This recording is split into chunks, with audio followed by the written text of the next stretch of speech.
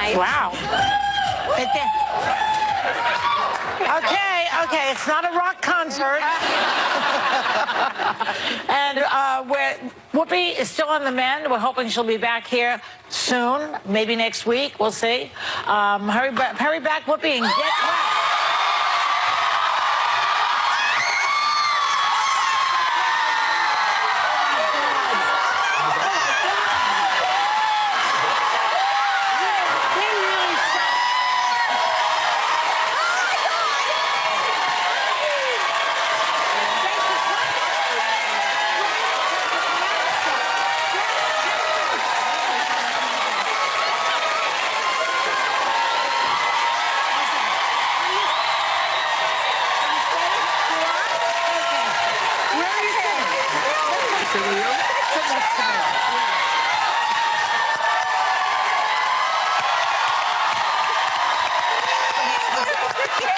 I think I have to do the solo. You sit here. I need the camera. Oh my God. Sit in my chair.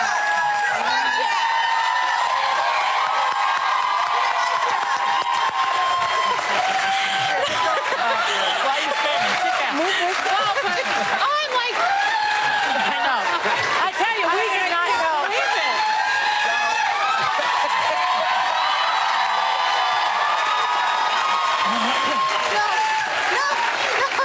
I have to tell you.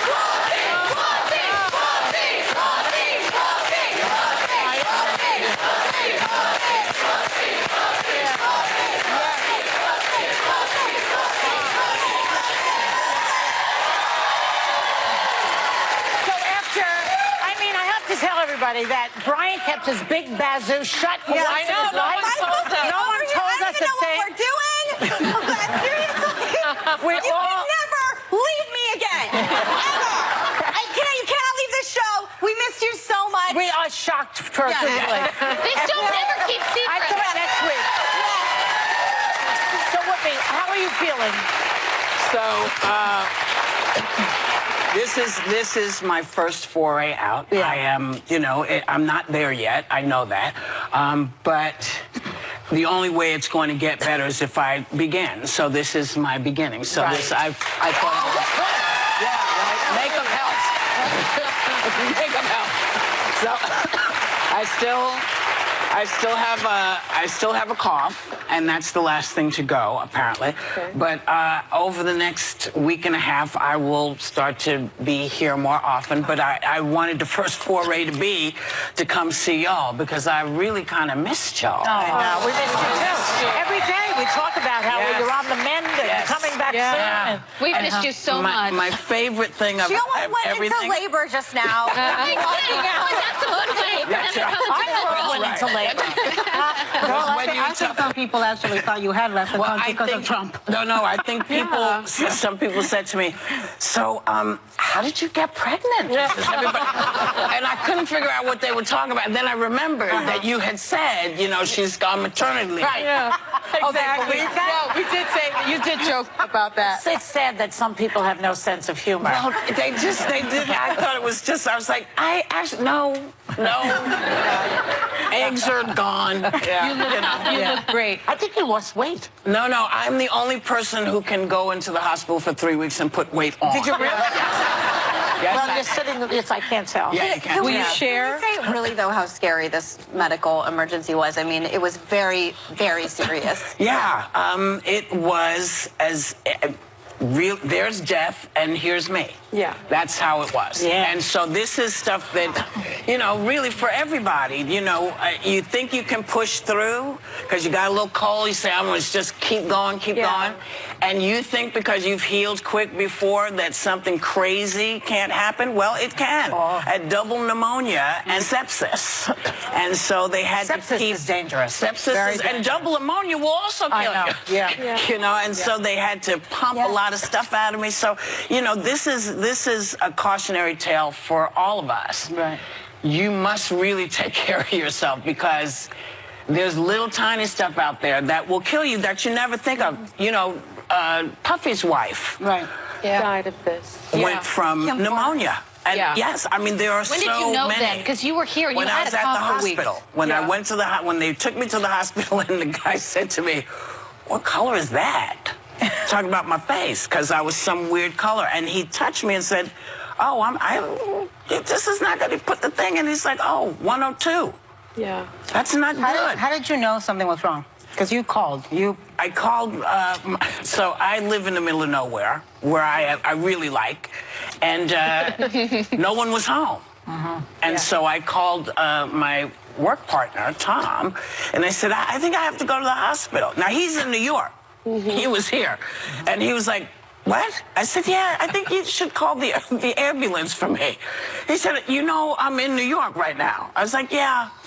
And so he called the ambulance, and then we called Karen, and then my granddaughter came, and all kinds of stuff. And Karen is makeup. Wait, okay, you got to tell the story about Karen. So Karen is called, and she literally leaps out of bed. Now, Karen is always Karen. Yeah. Done. Okay? Karen. She's a glamorous makeup artist. I tell you that she leapt out of the bed because she was asleep. She leapt out of the bed, got in the car. I don't even know what she had on. She came to my house. They get me to the hospital. The doctors are trying to get blood out of me. They're doing all kind of stuff, and I hear, putting makeup on you? and I say, Karen, because she's in the next cubicle because they've separated. I said, Karen. She said, "What, baby, you okay?"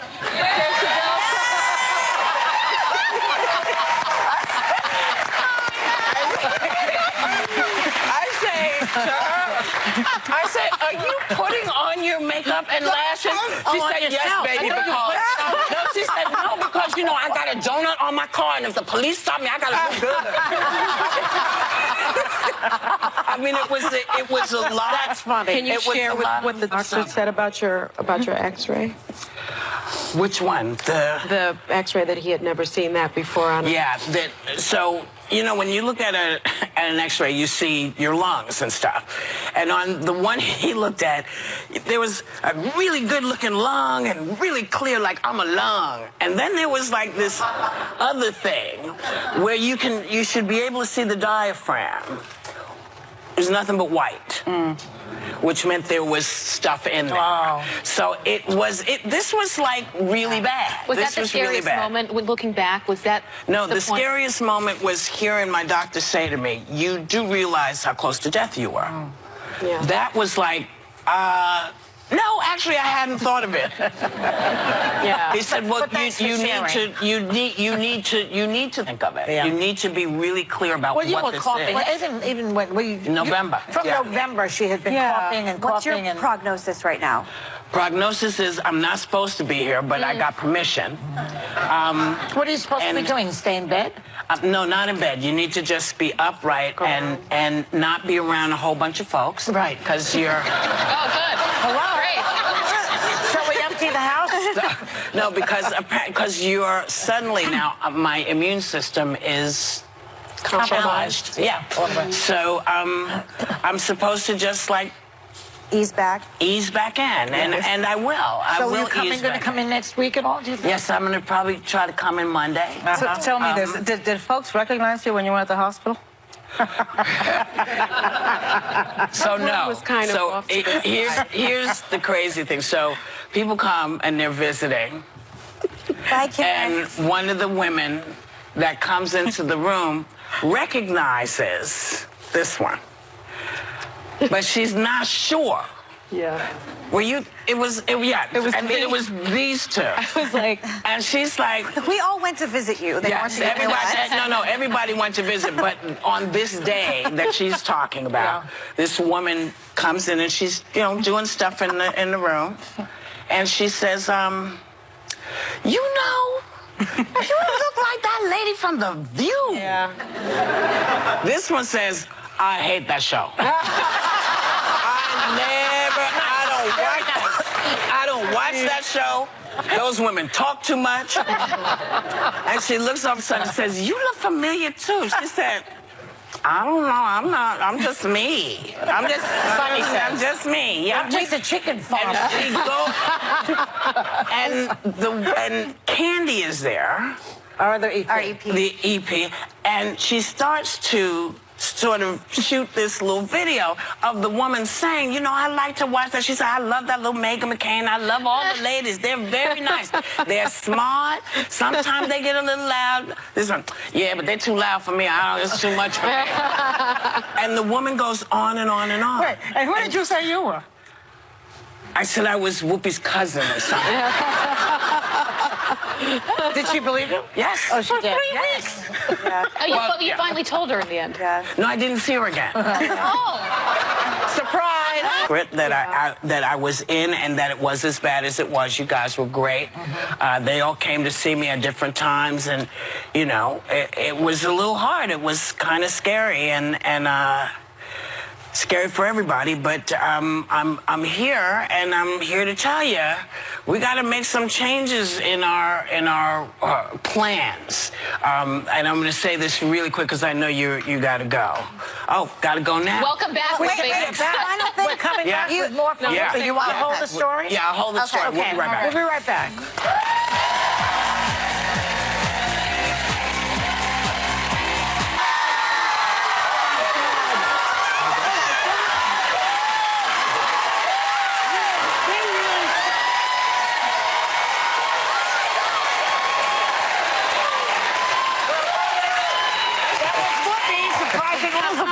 We had no idea she was coming back. Apparently, Brian can keep a secret, which I was shocked to see. Yeah. Shocking. And we're so excited to have you back. You guys look like a black and white cookie. Ebony and Ivory. That's right. So, finish the story, if you will, of what you were saying. So one of the things that I discovered, and I'm sure many people already know this, is that your insurance really doesn't do much for you.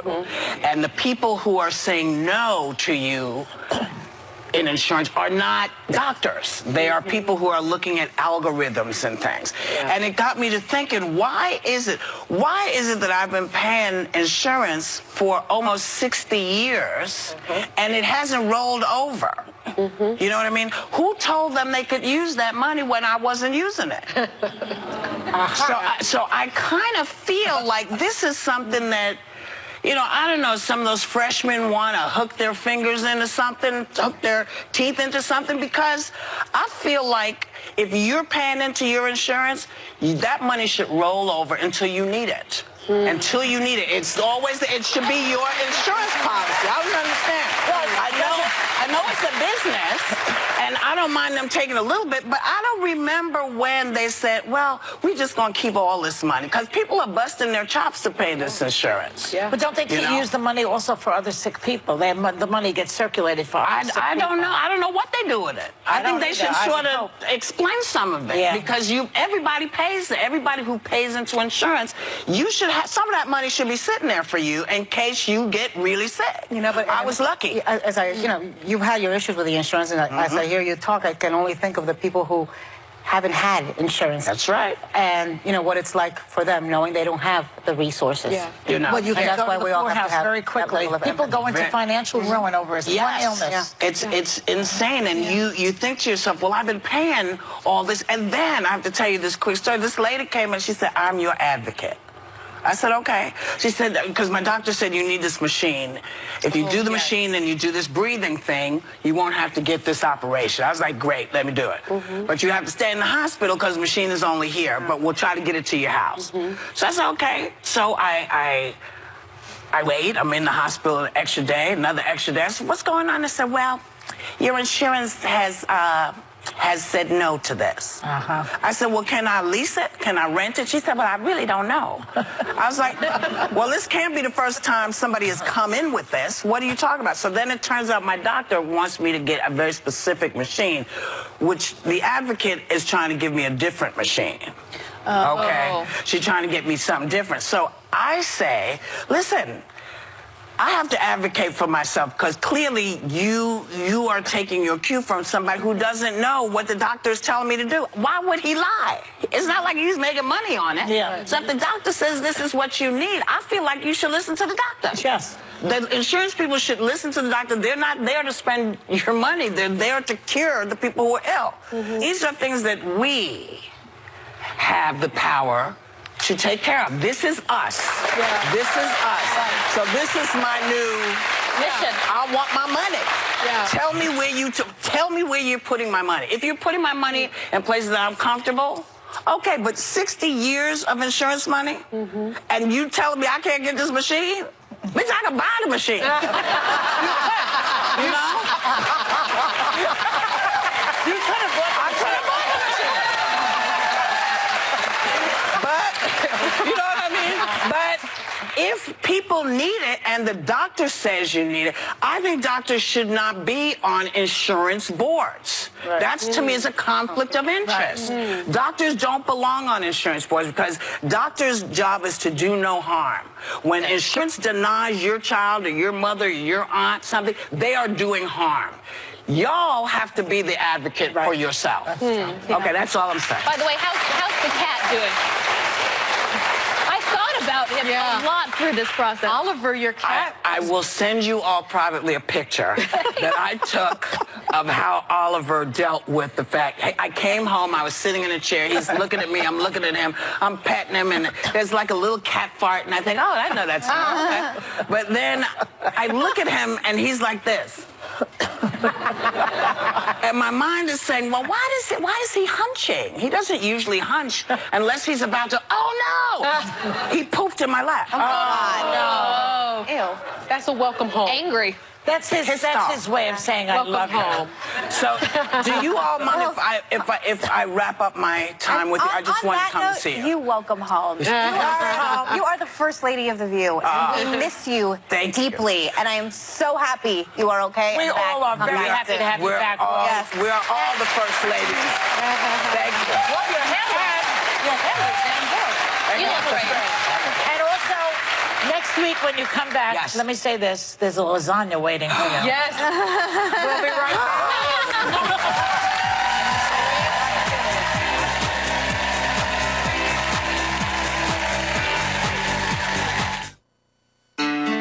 If you... Welcome back.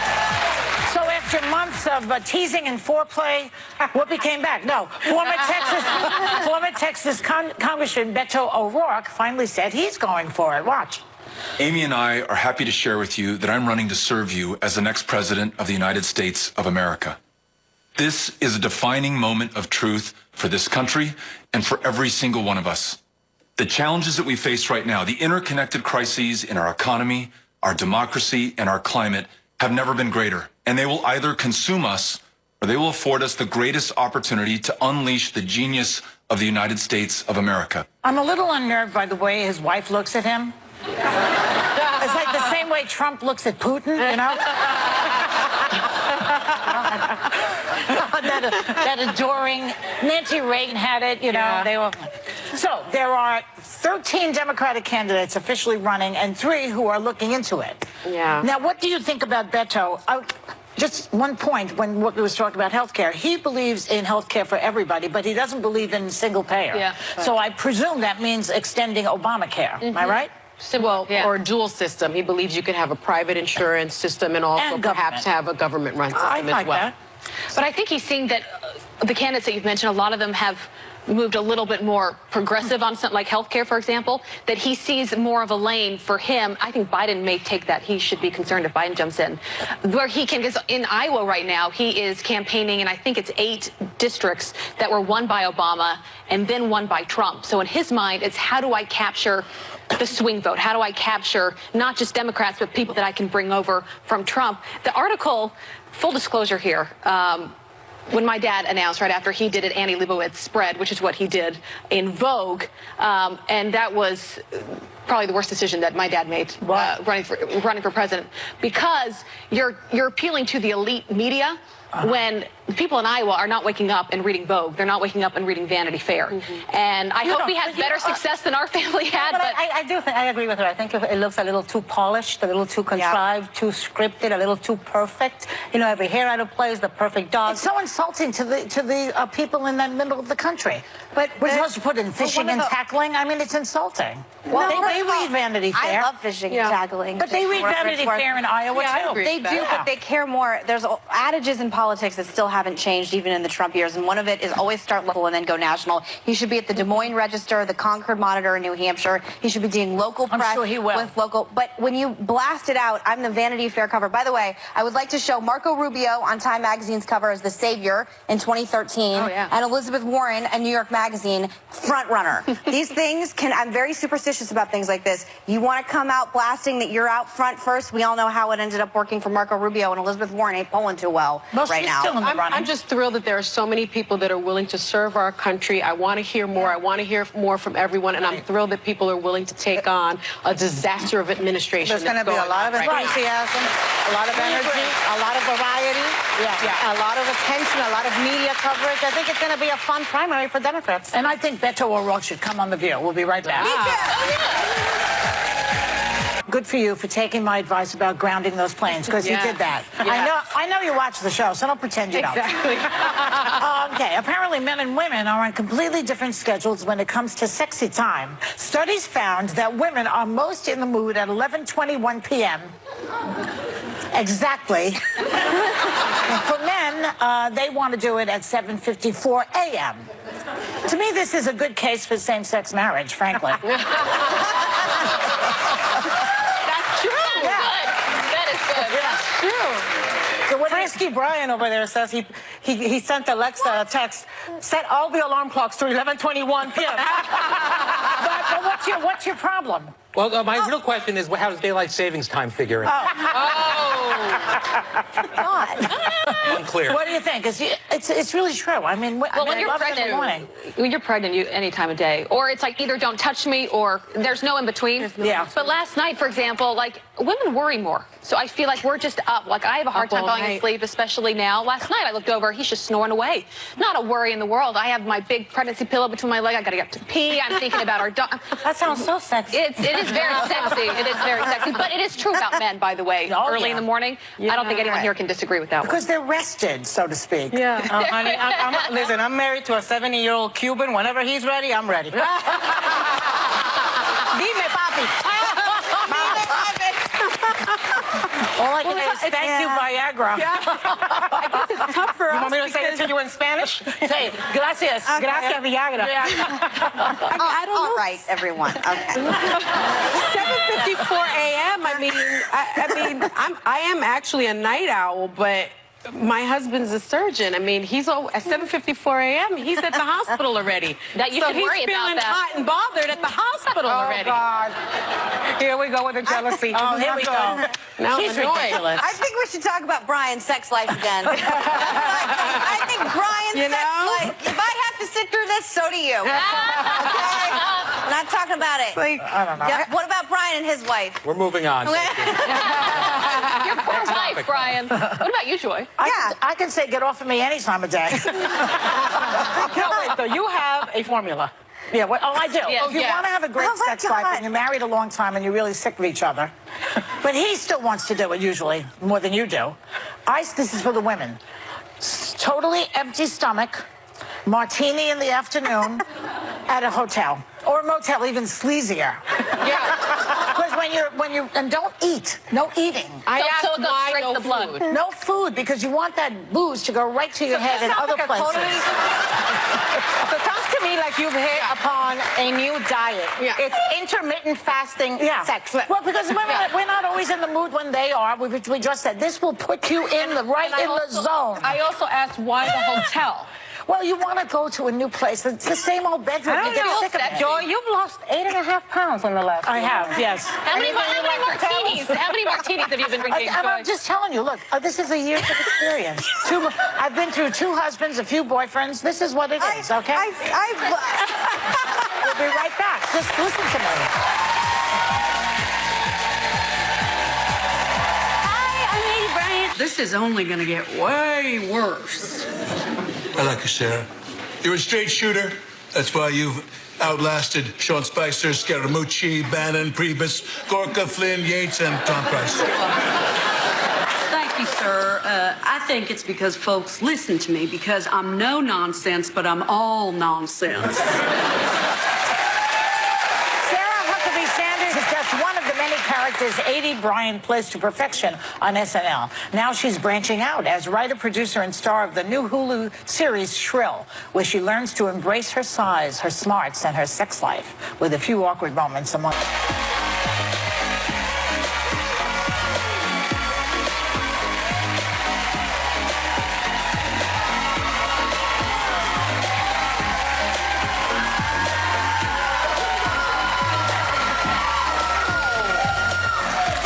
Welcome to the show. Very funny lady.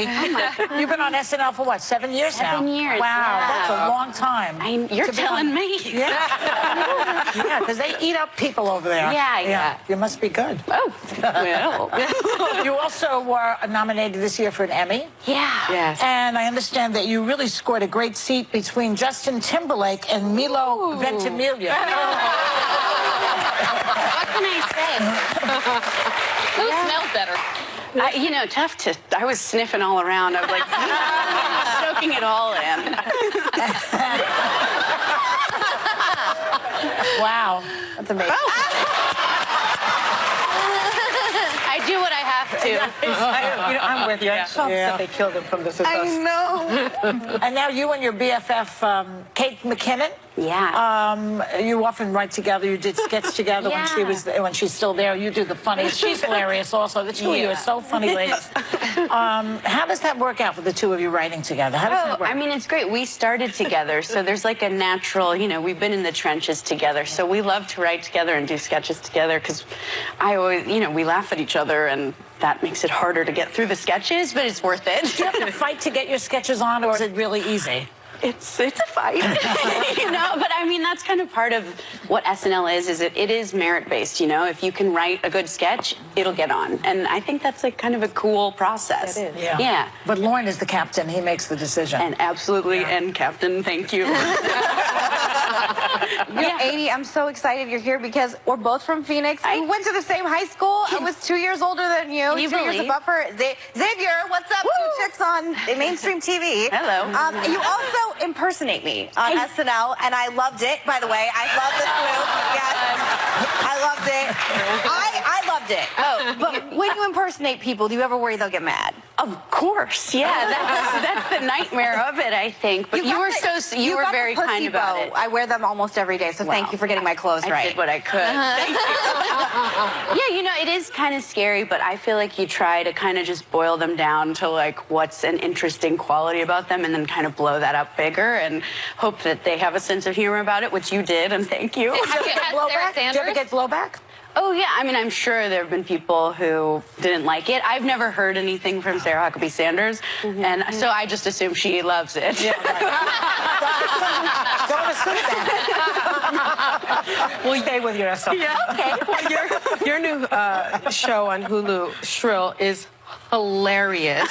So funny, and it's based on the memoir by fat acceptance activist Lindy West. It's already been called one of the most body positive shows ever. Tell our audience about it. Yeah, I mean, so it's based on this book by Lindy West, and her essays oftentimes are dealing with the topic of how often women get sidelined with obsessing over their bodies and hating themselves, essentially, and that, you know, we've all been taught for a long time that there's sort of one way to be, and if you're not that, then you're not worthy of a life that's full of things, and that you can't start your life until you're thin. That's the idea. And so Lindy, and what this book is about, is really getting to the point where you're like, I don't want to do that anymore. And I want to stop putting all my time and money and energy into trying to make my thighs smaller and instead trying to go after my dreams. And that's what the show is about. Yeah. Well, thank you. It's so true.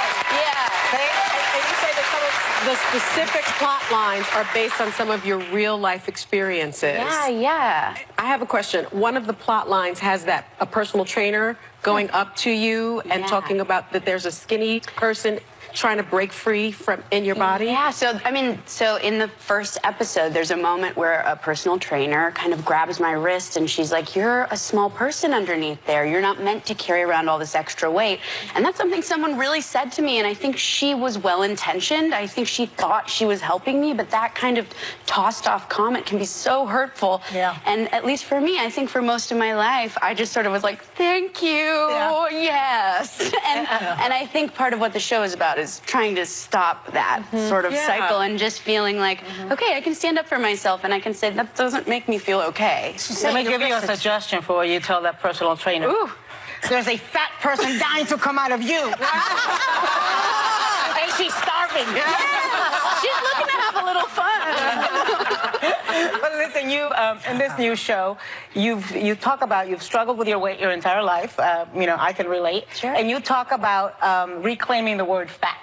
Yeah, I mean, I think there's a lot of ways to think about it, but I know for myself, I spent most of my life living in fear that someone would call me fat, and so afraid of that label. And I think part of what Lindy's book really did for me was kind of reframe that and look at it as it's a descriptor, and not a slur. And that it's true, I'm fat. But I'm also smart and creative and funny and a good writer, and I'm talented. You're also very sexy, and you own it in this show, and you show a lot of your body. Yeah. I'm so impressed with that. Oh, thanks. What did your parents think about that? And wow, yeah. I mean, my parents, I think they're incredibly proud of me, and they know that I've sort of pushed myself in this series, but there are sex scenes. There are, And, But you look good in it. Thank you. But I was like, what's the big I mean, the first thing they said was like, do you have to make the noises? And I was like, yeah. Silence would be worse. Silence would be worse, or someone dubbing in to make noises for me would also be bad. So, yeah, but they're really proud. Yeah. Another issue that you tackle is online trolls, online bullying. You actually quit Twitter, which I'm so impressed by that, too. How has cyberbullying affected you in real life? Yeah, I mean, I think I sort of lived a quiet life on Twitter and was fine, and then I started playing Sarah Huckabee Sanders, and suddenly I was in this lightning storm, and I would get 50% of trolls saying, you're a fat, ugly pig who shouldn't play this strong, independent woman, and half of them saying, you're too beautiful to play that fat, ugly, lying pig. And ultimately, I think it reduced both of us to our appearance, which is revolting and not okay. And I just started to feel like, why have this channel to receive these messages, And if this is going to be a toxic place, I don't need to be in there. Good girl. Thank you. And I bet you a lot of them are not reading. Well, we're so happy for your success. Thank you. And we're happy for your parents. Thank you. And